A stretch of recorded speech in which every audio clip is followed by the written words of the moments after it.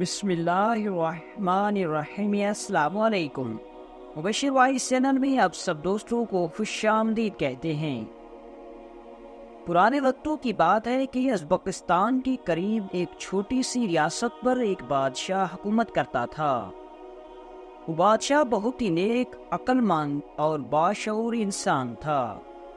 اس بادشاہ کی عمر 25 سال کے لگ بھگ تھی، لیکن اس کے قانون، اس کی حکمت عملی اور اس کی باتیں سن کر ایسا لگتا کہ جیسے یہ 60 سال کا ہو۔ اس بادشاہ نے اپنی اس چھوٹی سی زندگی میں بہت سی فتوحات حاصل کی اور اپنی تلوار کی طاقت پر وہ بادشاہت حاصل کی۔ اس بادشاہ میں ایک خاص خوبی تھی کہ اس کی ریاست میں جس بھی بندے کے پاس کوئی خوبی یا کوئی صلاحیت ہوتی تو بادشاہ اس کو اپنی خوبی نکھارنے کا ضرور موقع دیتا۔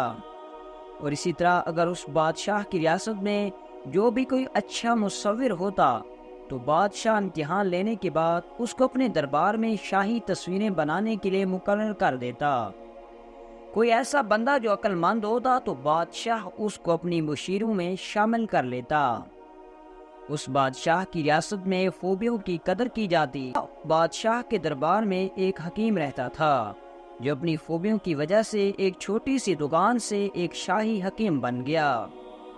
ایک دن بادشاہ سلامت دربار میں بیٹھا ہوا تھا اور بادشاہ نے اس سے پوچھا، اے نوجوان حکیم، میں تیری خوبیوں کو اچھی طرح جانتا ہوں کہ تو کتنا باصلاحیت، تجربے کار اور عقل مند ہے، اور تم اپنے عقل مندی سے آج شاہی حکیم بنے بیٹھے ہو، لیکن تم اپنی زندگی کا کوئی ایسا واقعہ بتاؤ کہ جس نے تمہیں ہلا کے رکھ دیا ہو۔ حکیم نے اپنے دماغ پر زور ڈالا اور تھوڑی دیر سوچنے کے بعد کہا، بادشاہ سلامت، ایک واقعہ تھا جس نے مجھے واقعی حیران کر دیا تھا، اور وہ واقعہ میری زندگی کا سب سے مشکل واقعہ تھا، کیونکہ ان حالات میں میں نے نہ صرف اپنے مریض کا علاج کرنا تھا بلکہ اس کی ذاتی زندگی میں گھس کر اس کی ساری وجوہات کو بھی جاننا تھا۔ اس کی بات سن کر بادشاہ کو بھی اس کی باتوں میں دلچسپی ہونے لگی، اور بادشاہ نے تمام درباریوں کے سامنے کہا کہ وہ ایسا کون سا خاص واقعہ تھا جو تمہاری زندگی کا سب سے اہم واقعہ ہے۔ تو نوجوان حکیم نے کہا، حضور، ایک دن میرے پاس ایک ایسا مریض لایا گیا جس کے نفس میں شدید درد تھا، اور وہ نوجوان سخت تکلیف میں تھا کیونکہ اس کا پیشاب بند ہو چکا تھا۔ نوجوان کے گھر والے سخت پریشان تھے۔ میں نے نوجوان کا طبی معائنہ کیا تو مجھے شک پڑ گیا کہ نوجوان نے ضرور کوئی غیر فطری کام کیا ہے۔ میں نے تنہائی کے عالم میں نوجوان سے پوچھا کہ سچ سچ بتاؤ، تو نے ایسا کیا کام کیا جو تیری حالت ایسی ہو گئی؟ نوجوان نے کہا کہ میں نے ایسا کچھ بھی نہیں کیا، کیوں میں کوئی غیر فطری عمل کروں گا، جبکہ میں شادی شدہ ہوں اور میری ایک خوبصورت سی بیوی ہے۔ میں نے نوجوان سے پوچھا، تجھے بیوی سے ہم بستری کیے ہوئے کتنا عرصہ ہو چکا؟ نوجوان نے جواب دیا کہ 20 دن ہو گئے ہیں۔ میں نے نوجوان سے کہا کہ میں تمہاری بیوی سے ملنا چاہتا ہوں، اس کے بعد ہی میں تمہارا علاج کروں گا، تب جا کر میں کسی نتیجے پر پہنچ پاؤں گا کہ تمہارے ساتھ آخر مسئلہ کیا ہے۔ اس کی بیوی سے کہا کہ تمہارا شوہر زندگی اور موت کی کشمکش میں ہے، اگر ہم نے مزید دیر کی تو اس کا مثانہ پھٹ جائے گا اور وہ زندہ نہیں رہ پائے گا۔ میری مجبوری ہے کہ میں آپ سے کچھ ایسا پوچھ رہا ہوں جو عام طور پر نہیں پوچھا جاتا۔ میں آپ سے پوچھنا چاہتا ہوں کہ آپ کو اپنے شوہر سے کیا شکایت ہے کہ آپ اسے حق زوجیت ادا نہیں کرنے دیتی؟ پہلے تو نوجوان کی بیوی میرے سوال پر شرمائی، مگر پھر سر جھکا کر بولی، اگر آپ کو اس بات کا علم ہو ہی گیا ہے تب میں آپ سے کچھ نہیں چھپاؤں گی اور سب سچ بتا دوں گی۔ میرا شوہر شروع میں صفائی کا بہت خیال رکھتا تھا، مگر بہت دنوں سے وہ نجس رہنے لگ گیا تھا۔ کپڑوں کی نجاست اور اس کے جسم سے عجیب قسم کی بدبو آتی تھی۔ یہی وجہ ہے کہ میں اسے اپنے قریب ہی نہیں آنے دیتی۔ میں نہیں چاہتی کہ وہ غلاظت کی حالت میں مجھ سے مباشرت کرے اور اس کی غلاظت کا اثر ہمارے ہونے والے بچے پر پڑے۔ میں نے ایک کتاب میں پڑھا تھا کہ اگر میاں بیوی اپنی پاکیزگی کا خیال نہ کرتے ہوئے ہم بستری کریں تب اولاد ناقص العقل پیدا ہوتی ہے اور شیطان بھی مباشرت میں مرد کے ساتھ شامل ہو جاتا ہے۔ یہ سب سننے کے بعد نوجوان کے پاس گیا اور اس سے کہا کہ کہ تمہاری بیوی نے مجھے تمہارے بارے میں وہ سب کچھ بتا دیا جو تم مجھ سے چھپا رہے تھے۔ نوجوان نے کہا آپ کو میرے بارے میں سب کچھ معلوم ہو گیا ہے؟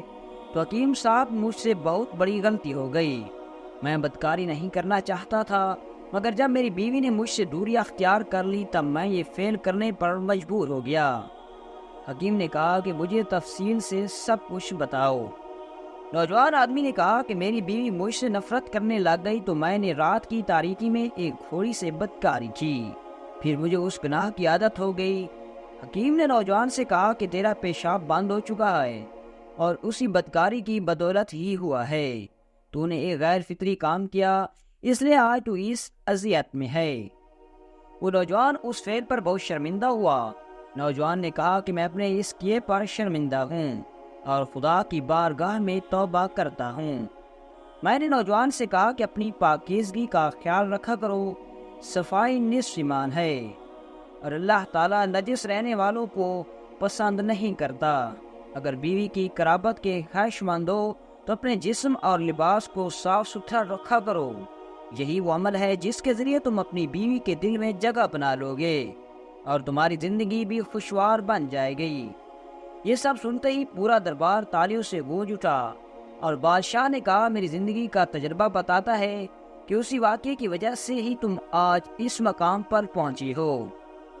اگر تم اس نوجوان کو صحیح وقت پر صحیح تربیت نہ کر دے اور اپنی ذمہ داری کو صحیح طریقے سے سر انجام نہ دیتے تو شاید آج تم اس مقام پر نہ پہنچ پاتے۔ دوستو، ہمیں اس واقعے سے ایک سبق ملا ہے کہ اگر تم جس شعبے میں، جس محکمے میں، جس فیلڈ میں کام کر رہے ہو، اپنے کام کو ذمہ داری کے ساتھ کرو۔ اگر تم وکیل ہو تو اپنے کلائنٹ سے ایک ایک بات پوچھو۔ اگر تم ڈاکٹر ہو تو اس حکیم کی طرح شرم نہ کرو، بلکہ اپنی مریض سے ہر وہ بات پوچھو جو اس کے علاج کے لیے ضروری ہے، تاکہ تم اپنا فرض پورا کر سکو۔ اللہ تعالیٰ سے دعا ہے کہ اللہ تعالیٰ ہر مسلمان کو اس کی ذمہ داری پورے کرنے کی توفیق عطا فرمائے۔ دوستو، امید ہے کہ آپ کو ہماری یہ سبق آموز کہانی اچھی لگی ہوگی۔